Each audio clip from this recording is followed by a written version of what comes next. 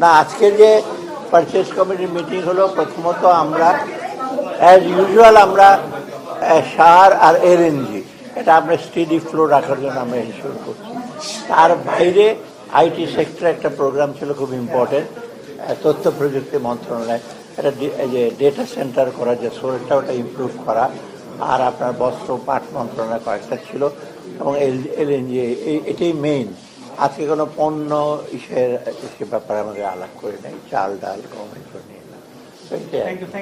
আর সেতু, ওদের দুইটা সেতু ছিল, ছোট ছোট সেতু অনুসন্ধানের দিকেও, এটা হলো মোটামুটি কথা আমাদের আছে। হ্যাঁ, জলিল টেক্সটাইল মিলের জমিটা যেটা নিতে চাচ্ছে সেটা আমরা প্রপোজ করেছি যে আমরা ওই যে প্রতীকী মূল্যে দেব না, এখন থেকে প্রতীকী মূল্যটা অ্যাভয়েড করবো। যারাই নিতে চায় অর্থ দিয়ে নেবে, কারণ প্রতীকী মূল্য দিলে যারা নিয়ে যায় তারাও ঠিক এটাকে ইউটিলাইজ করা।